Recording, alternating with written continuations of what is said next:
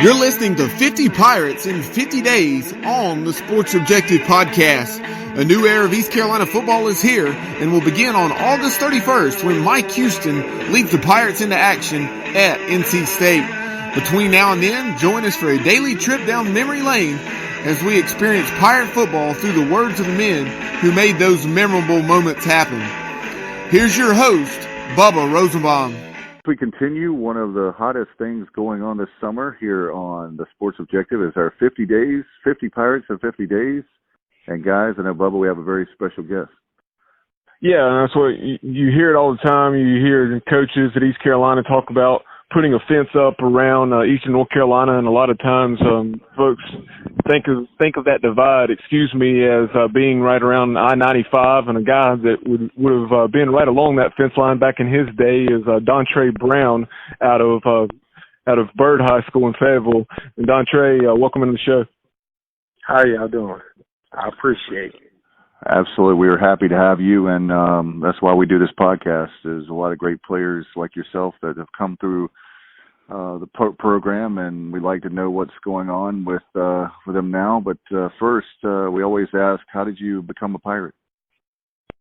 Well, to be honest with you, I was playing against somebody, and Coach McManus was recruiting somebody else, and he ended up catching us play, and they invited me, my boy Lorenzo Pickett, and my boy Calvin Lowry up for junior day, and Coach Logan seen about 3 minutes of highlight film, and he offered all three of us on the spot.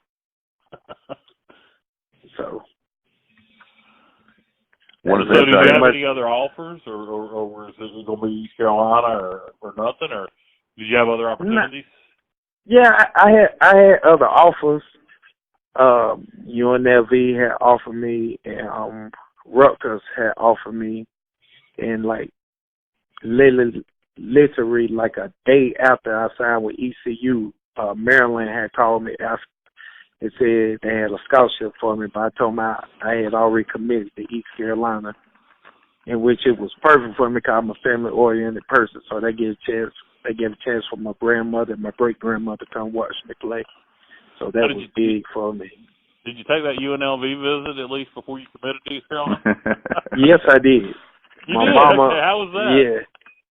Man, my mama, to be honest, I had a blast. My mama told me no. She said, they got brothels, prostitution, gambling. The answer is no. Well, you know what? You're right about that, Dontre. In fact, the family, I can relate to the whole family thing because one great thing about Vegas is a great place to visit, but I don't think I have known people that live there, and it's not as glamorous as you hear and see on TV and movies. No, it's really not. But I enjoyed my visit. I really wanted to go there, but my mama, she shut that down real fast. I think I'd fit in out there, guys. I don't know. Yeah, she liked it. She liked the Rutgers. I didn't like Rutgers. I didn't like all that cold on my visit. It was snow up too much. Yeah. I wasn't feeling that, and my grandmother liked it. ECU, and then I asked them then to walk in their recruiting room, and me and Eric Graham was like the two top recruits on the board. So I'm like, Mom, they committed to me. This is where I'm gonna go, and I pretty much felt comfortable there. So yeah, and Grandma's always right. So yeah. And Dontre, you tell that story about how Coach McManus was actually recruiting someone else when he came across you, but I'm not sure if it was Rivals or Scout or maybe both. They had you ranked as one of the top 15 defensive linemen in the Atlantic region, and so you certainly were getting noticed. Yeah, because at the time, the only two schools that were really showing interest in me was NC State and Duke. And oh wow! And then once they hired Camaro, the only person they really wanted was my boy Calvin Lowry.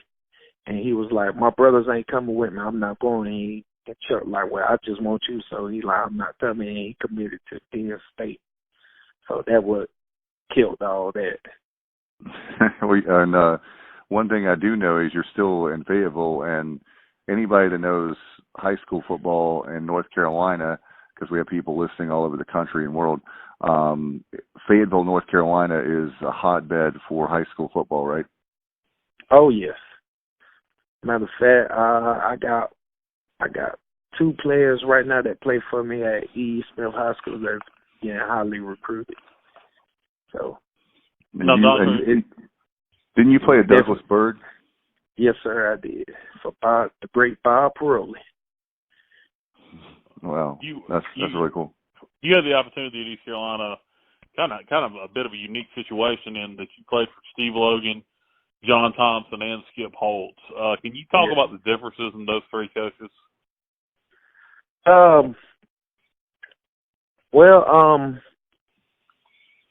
John Thompson. Well, I love Steve Logan. Steve Logan was my guy, because when they fired him, I was really seriously thinking about leaving, and he was the one like, Dontre, made this decision. Don't change your mind because I'm gone. He said he explained to me the business part of our college football. So I made the decision to stay. I like that John Thompson. He just wasn't as firm. Skip Holtz was firm. If he wasn't on board, he was getting rid of it. So would you say Coach Logan and Coach Holtz have some similarities? Somewhat similarity. Steve Logan was more. He was like that daddy away from home, because like when he told all the parents, when your children sign to come here, I'm their father. So if they do something out of line, I'm gonna contact you before I even bring the hammer down, and let you know what was going on. That was the difference between the 2. Skip was more like a CEO. Yeah, Holtz was like a CEO about the business and whatnot, because basically he let it be known we got to win. If we don't win, coaches, we're not going to be here long. And John Thompson, was he just, you don't want to throw him under the bus at all, but was he not a good leader? That would be my guess. John Thompson just wasn't a good leader, probably not very organized. Well, he was organized. He was a well-organized person. He know his football. It's just that he wasn't that real firm man like Steve Logan and Skip Holtz. Gotcha. He wasn't a CEO or a father figure. Yeah, he was more like a friend. You know what I'm saying? He was a wonderful guy. Like I talked to him probably about a month and a half ago. Me and him talked on the phone about 2 hours. He just wasn't that. He was the kind of guy, he rather talk to you, keep talking to you, then when he can't feel it no more, then he get rid of it. Coach Logan gonna talk to you one time, if you don't got it, he got to bring the hammer down on Coach Holtz. Wasn't gonna talk to you, period. He like, you got to go. Okay, so you had a father figure, a CEO, and then your buddy, and you can't, it's you can have the approach Logan has. You can have the approach Holtz has. One thing you can't do in a leadership role is be everybody's friend. Yeah. Dontre, one thing I wanted to ask you while we're on the topic of those 3 coaches, specifically about Steve Logan, you would hear Coach Logan say a lot. It took a special kid to win at East Carolina, and so he would often say that he didn't recruit necessarily, that he, quote, confronted. So talking about your recruitment, how would you describe it? Well, the thing that Steve Logan was all about tradition. He was like, East Carolina always had tough, gritty players, tough, gritty, blue chip players. So he loved the type of ball I played. We were tough, gritty players. that's what type of players he always recruited. But then, as the football evolved and different offenses coming, he had to recruit different type of players. So, but he loved tough, gritty players. Period. And he always said, everybody can't come to play at East Carolina, but East Carolina players could go play anywhere. Gotcha. Yeah, that's something that we heard a lot, even in the media, that he would say, whether it's on his radio show or otherwise. What are some of your favorite memories in terms of games? What games stand out to you during your career at East Carolina? Let me see. My number one game, I remember I had I think my sophomore year under John Thompson. I had a great game against the University of Cincinnati. I remember Coach Barry Perry came down and talked to me, and that's how I got to meet him through John Thompson. So was that the game in Greenville that we almost won? Yes. Okay. There was a play in that game, and I don't know if you'll remember it. Bubba, you may remember this play. I don't know. But there was a play in that game, and I'm trying. This is going off memory from a game from 2004. It seems like we blocked a punt, we partially blocked a punt in that game and somehow got called for roughing the kicker. Do any of you guys remember that? Yes. Well, we got a piece of it, but they said that our player did not touch the ball. Said the ball just went off the side of the kicker foot, that's why the ball looked like that. So that's why they call roughing. Well, really, They call running into the kicker. Okay, I remember it being a terrible. It just terrible. It was a terrible. It was a terrible call because we definitely got our hand on the ball and he rolled into the kicker. That's fair game. Yes, exactly. And I remember the ball was clearly altered, and it was maybe what would hit yards. Yeah, and it was. Yeah, I remember that. I don't remember what game, but I do remember. Yeah, I remember that. It just being livid, and had we got that kick there and got the ball on whatever it would have been, like the 25, that could have been a game we won that year. Yeah, and that was a decent Cincinnati team. That was Mark D'Antonio's first year, if I remember right. Yeah, correct. Because Rick Minner that we're going to have on the podcast, he was fired the year before, right, or somewhere. Yeah, at the end of the 02 season. Yeah, or 03 season. 03. Yeah. Well, I'd forgotten all about that. Dontre, I wanted to ask you about under Skip Holtz. That's what, obviously, Greg Hudson, defensive coordinator, Rick Smith, who had a strong input as well, and then Rock Rogerman, who unfortunately passed away several years back. Yeah. That's what, I guess he was your position coach, correct? So can you talk about Coach Rock, and then also Greg Hudson? I did have Coach Rock. I had Donnie Thompson. Donnie Thompson. Donnie Thompson was my position coach. I love Coach Rock. Coach Rock was a very special person to me. I love that man, and I love Coach Hood. I learned a lot of football from them guys, and really under Greg Hudson, that's why I really learned how to run fire zones, meaning how important certain parts of the defense were. Really, he basically taught me. I really knew more than just what I supposed to do up front. I knew the whole defense, and he was telling me, like, if you learn what everybody do, you put yourself in a position to take a chance to make a play where somebody be there where you ain't hurt the team. So I learned a lot of football with those guys. How much interaction did you have with Coach Rick Smith during those days? I had 2 years with Coach Rick. What were your thoughts with Coach Smith? Well, Junior Smith or Rick? Rick Smith. I'm sorry.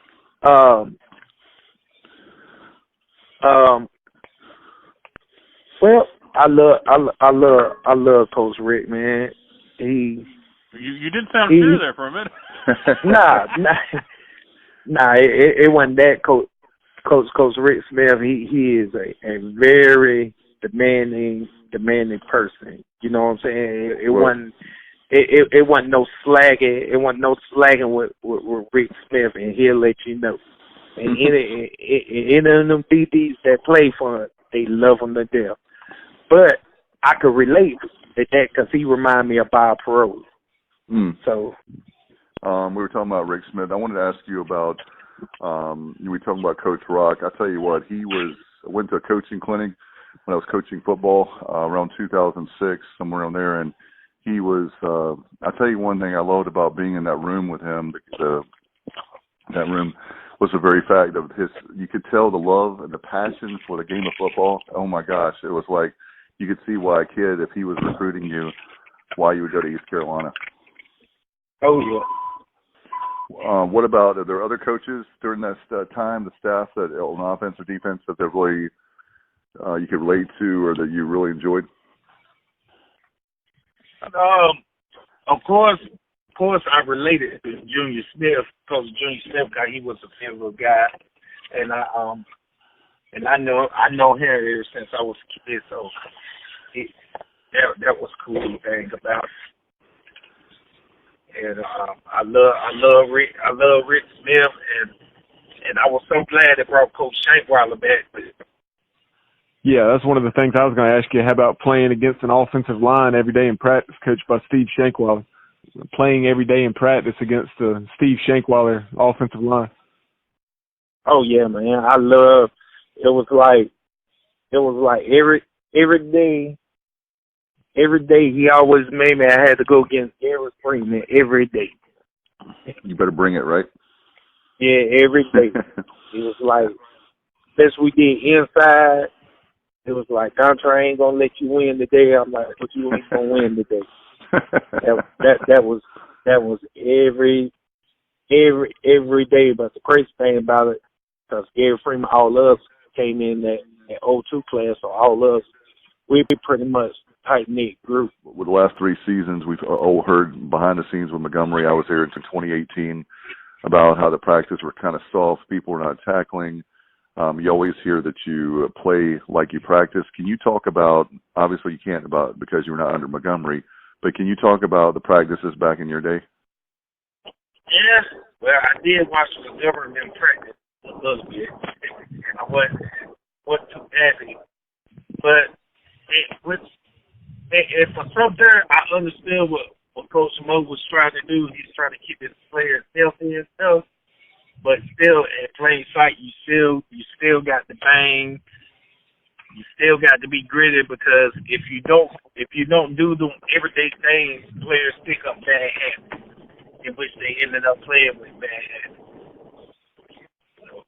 Well, what Coach Smith said is you got to do it live. You got to. You have to, because Coach Smith is an old school gritty guy. You know what I'm saying? You at least got to do it. You at least got to do it a couple periods.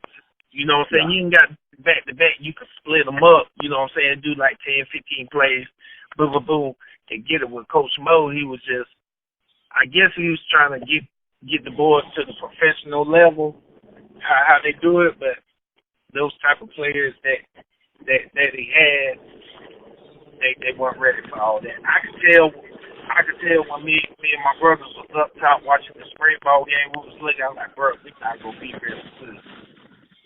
Hey, you're in college, you're developing your talent. In the right. NFL, Coaching you're already developed. Right, you have to coach them up, and that's part of where the coaching up comes from. Is it doesn't matter. I think. Recently, we saw, I don't know if Bubba saw this, or you guys saw it on Twitter about Deion Sanders. He was talking about it doesn't matter how many stars are by somebody's name because of all the character as a person, talking about the classroom, talking about the work ethic and everything. You could be a 5-star and come in and which we obviously don't get 5 stars at East Carolina, but you could be a 5-star and flunk out or whatever the case may be, have a whole bunch of talent, or you could be, say, a 3-star and you can work your butt off in the classroom and on the field and become a great player. Correct. And that's one thing we are at my high school where I work at East Smith High School that we are instilling into our players. Like, man, you You got to work hard. You got to push yourself. Nothing is given to you. You have to, because nobody's just gonna roll the ball out there and they think they're gonna give it to you. No, you gonna have to grind this out. You gonna have to be tough. You gonna have to be gritty. Football is still football, even though it changed. Even though it changed over time, football is still football. Now you talked about Coach Shank being back. Coach Johnny Kirkpatrick is back. Two guys that you played under. So have you had a chance to interact with those guys and Coach Houston any since he's been hired? Oh yeah. I came up there for the spring ball game.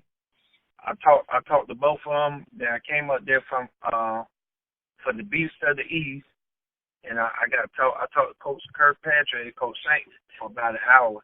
And I told her, I'm like, Coach, man, look, Cincinnati in your conference, they offer my boy, and I feel some type of way in my own school. I mean, came to see the boy offer, and this is your competition. Well, they came down and recruited him yet. So after we had that conversation, they definitely, like that next week, somebody came to the school to come see him. Awesome. Okay. That was one of the things. Has he made his decision yet? Nah, he hasn't made his decision yet. I guess, the days where the kids different. Have we offered him? I don't know if they offered him yet. I know somebody came and talked to him. Okay, and you said Cincinnati's offered him? Cincinnati was his first offer. Oh wow! Okay, now we can't have that. We lost the kid when Coach Montgomery was here from right here in my backyard. I'm in LaGrange in Lenoir County, and a kid from North Lenoir High School, a tight end. He went to Temple, right? He went to Temple, yes, signed with Temple. So we done lost the kid to Temple in my backyard. We can't lose a kid from the school you coach at to Cincinnati. Correct. Cincinnati came to high school. They talked to that boy for 3 minutes. The coach, the recruiter, seen 2.5 minutes of the boy highlights for him. He called his defense coordinator, head coach, sent it to him. They called right back, said offer him right then there on the spot. What position does he play? Outside linebacker, defensive end. We talking about kids 6'5", 220. Oh man, wow. We need defensive end. Yes. Come on, guys, Coach Houston. Come on now. You got to get you talking about a kid that can play DE. I mean, we need that desperately. Exactly, and I tell you what, that coach up at Cincinnati, he knows some things too about defense. So if he wants him, it's probably somebody we definitely need to look at. Yeah. Matter of fact, another boy from Fayetteville, this boy named DeAndre, he played at Trinity at the private school. He just went down there. He signed with the University of Cincinnati to go down there to play football. Oh man. Who on their staff has ties to southeastern North Carolina? Do you know? I can't remember his name. I talked to him for like a hot 65 seconds. That's Coach Frank introduced it to, but me and him, Coach Kirkpatrick, we just kept on with our conversation. So, okay. I can't remember because I really can't get out of the classroom because they got me teaching SED, so I'm pretty much locked in all day.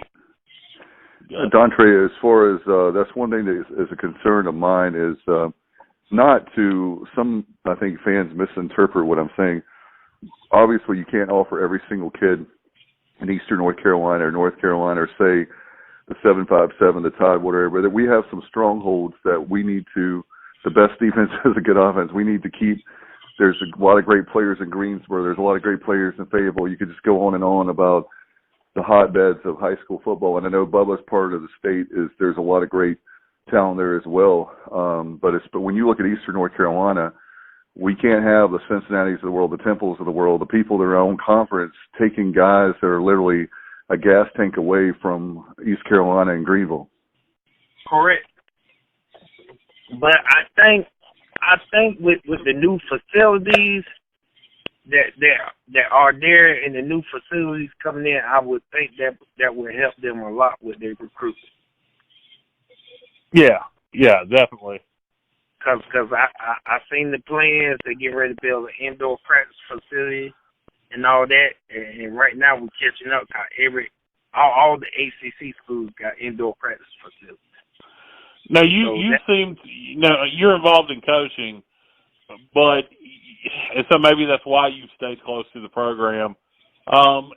We've talked to several players, and some guys, actually guys from your era seem to be staying closer to the program than a lot of the guys from the 90s. And how often do you run into teammates that are out of touch and haven't kept up with East Carolina football since they've graduated? Well, I know a lot of us still playing flag football. So I know in January when we all go to Orlando to play flag football, I see a lot of them. We sit there, talk, catch up. But the main problem is when Ruffin was there, all the old alumni came to the school, supported the school, because Ruffin McNeil was one of us. He played there. He cared just as much as the program. Correct. And when the stuff went down with Ruffin, which was kind of bad.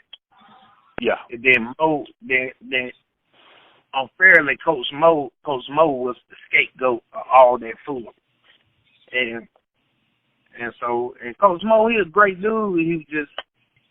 He got put in a bad situation. Right. Yeah.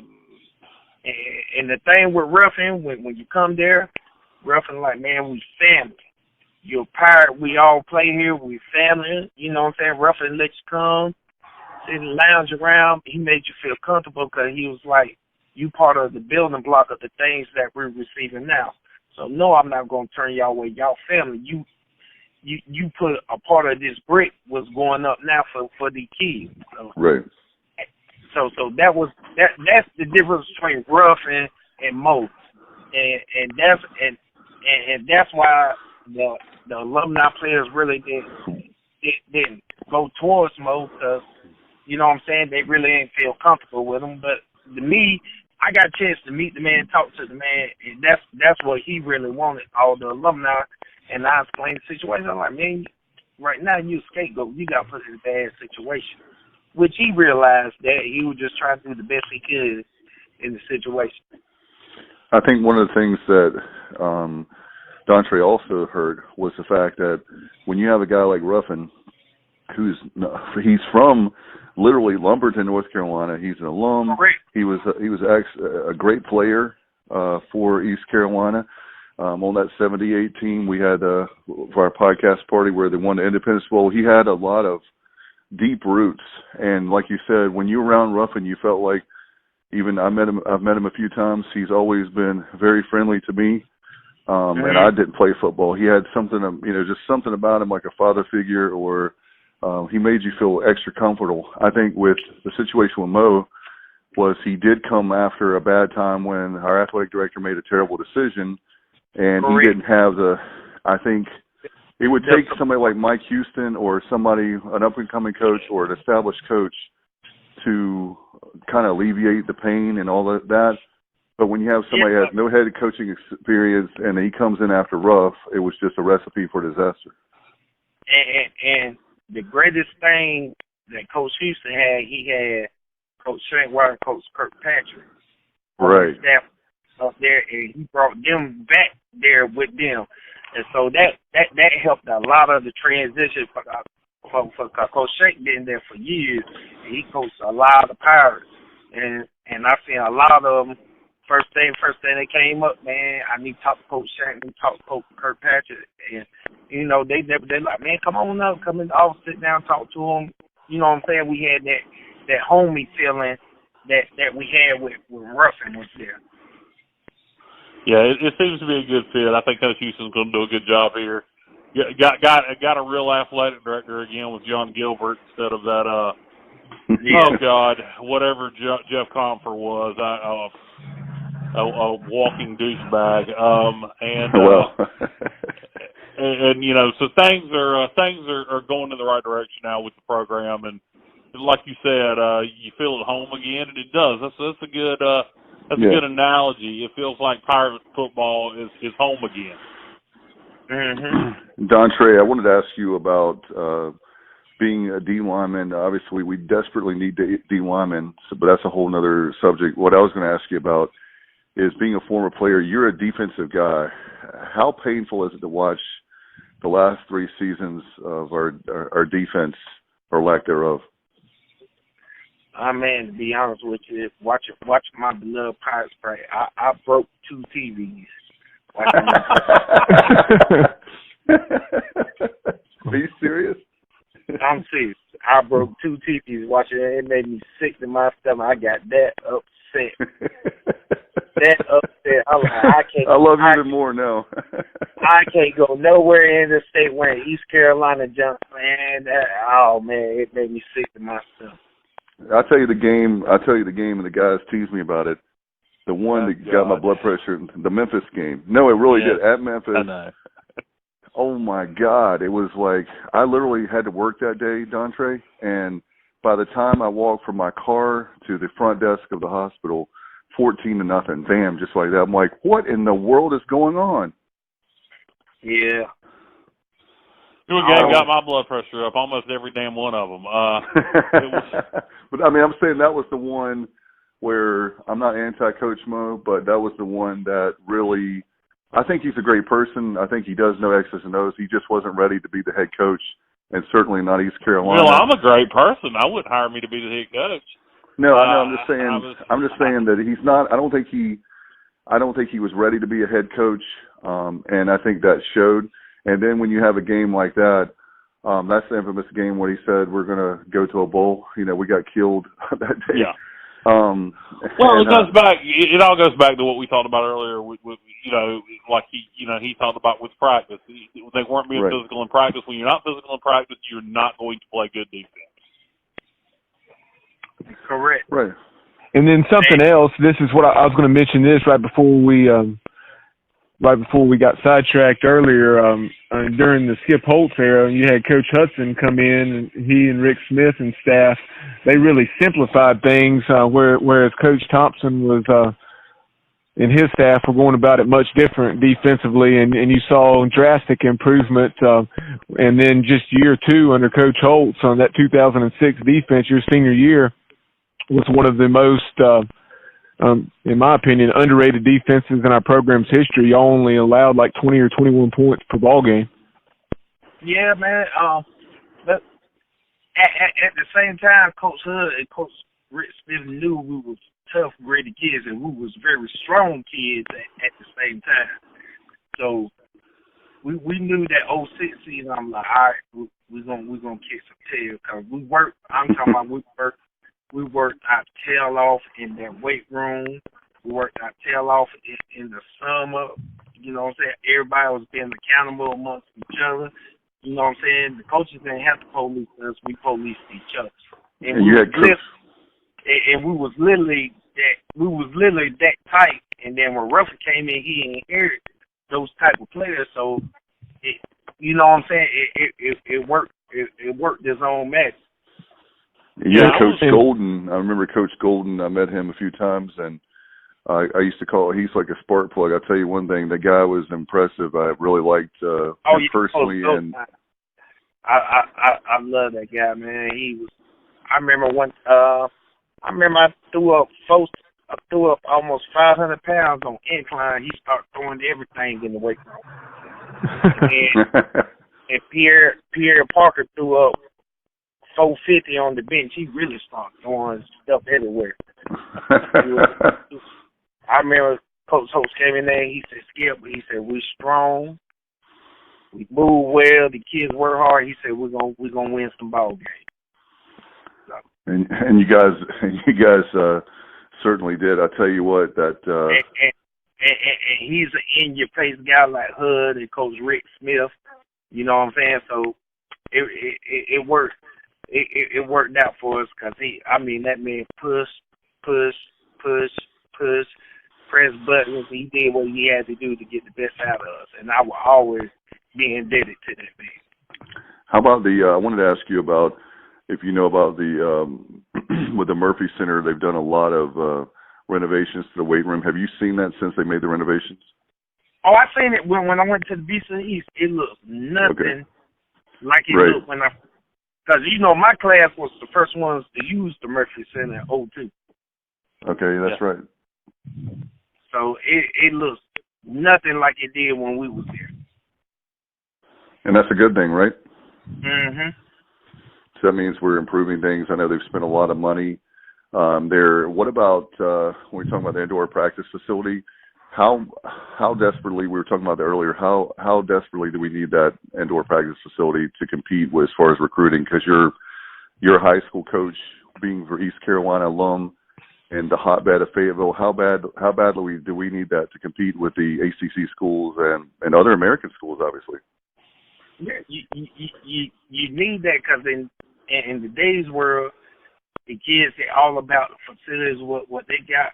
Well, I could go here, they got this, and this for me, and y'all ain't got this, and this for you, and that's big.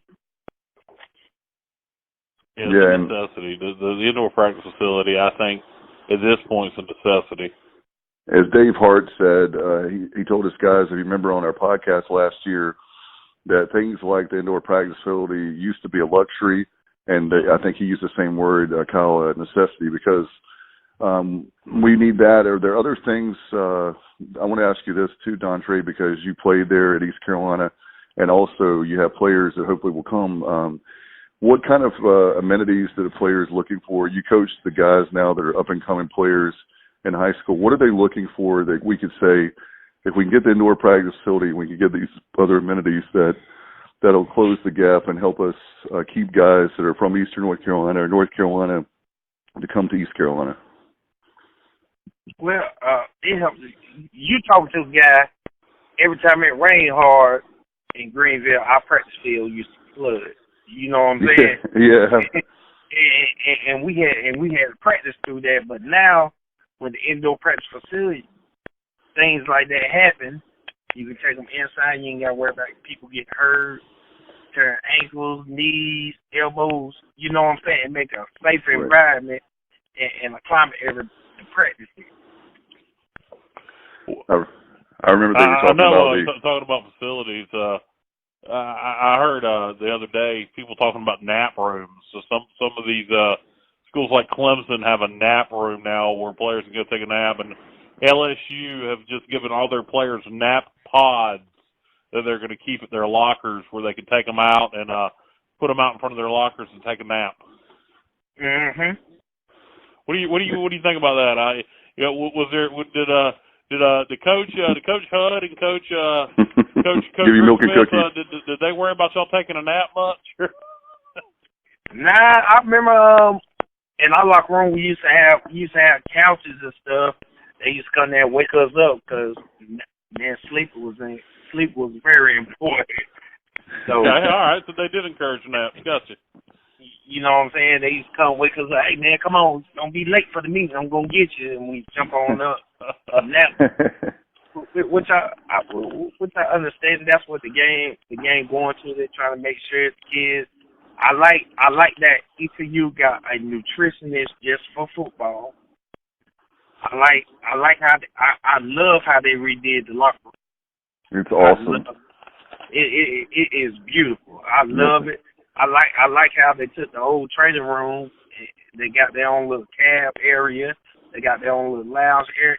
I love all that because that's what them kids they need stuff like that. Yeah.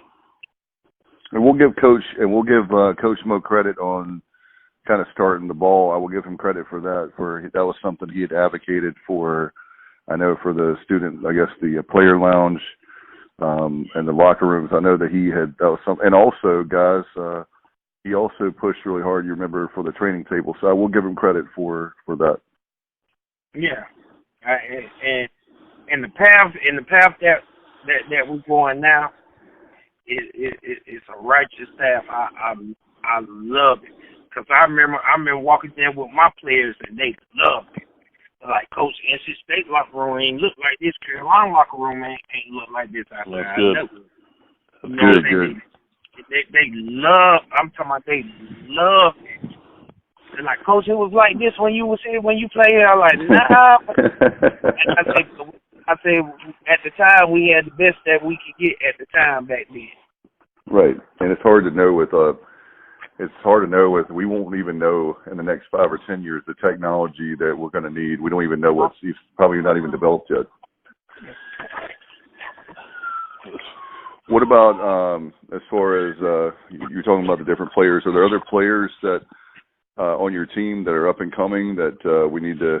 Obviously, I know you can't probably talk about being a coach, but are there a lot of players, I guess the way to word it, in the next few years that have a chance that East Carolina could come in there and get that we that I guess overall general statement there? Yeah, I got a matter of fact, this past Thursday we was at Wake Forest camp, and I got like 3 underclassmen that they really like. They're arriving. And the coach was like, Coach, y'all got something down there at Eden Smith. I said, man, we got a little bit. We trying to do the best we can. So that was big. And basically all summer, we've been busy all summer. The only week off we had was like 4th of July. Every weekend all summer we've been going to different camps. So we basically trying to put our kids out there to help them get recruited. And like we took our whole football team to Atlanta to HBU combine, and majority of them kids never been out of the state of North Carolina. That's amazing. Hopefully, as far as recruiting, we can keep them in Eastern North Carolina for sure. So, as far as your career, I know with you love Fayetteville. Is that do you want to be a head coach someday? What are your future? What do you want to do?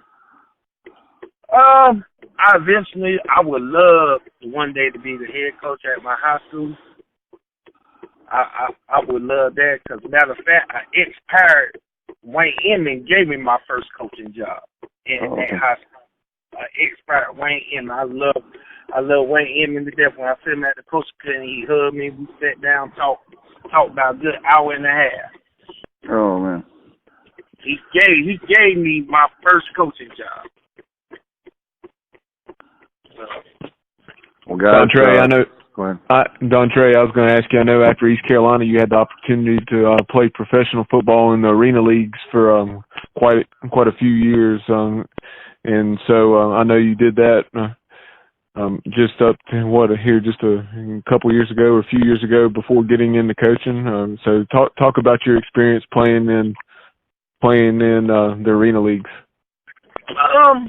Well, when I first got in the arena leagues, we were making decent money, but now they really ain't making much money. But it depends on who you are and what your name is, whether you make money to play. Because I remember my first year playing, I went all the way to Billings, Montana to play.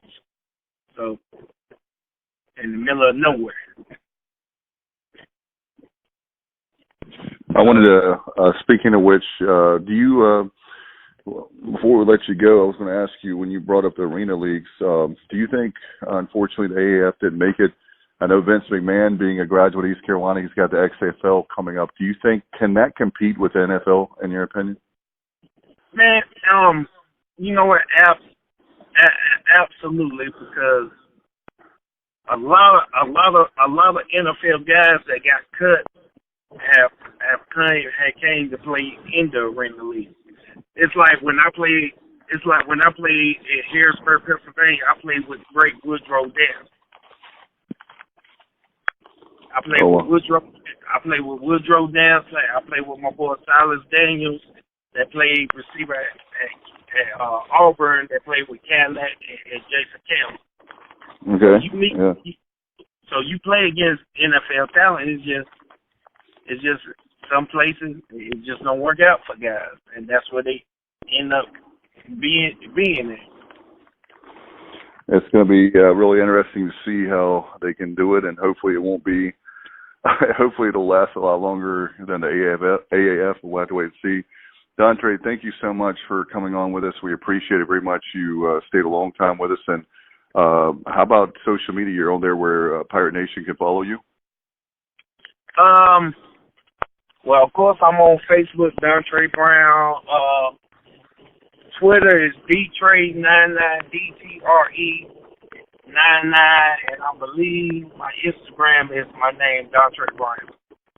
All right, we'll have to definitely follow you. Thank you so much. Appreciate you coming on. Pirate Nation, we were just talking 50 Pirates in 50 days to Dontre Brown.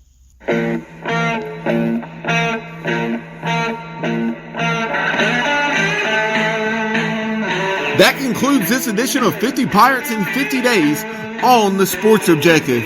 Remember, join us daily between now and game day as we'll talk Pirate football with players from various eras. All these interviews are available exclusively on SoundCloud and our YouTube channel. Remember to subscribe and follow so you're alerted when we post new content. Thank you so much for listening, and as always, go Pirates!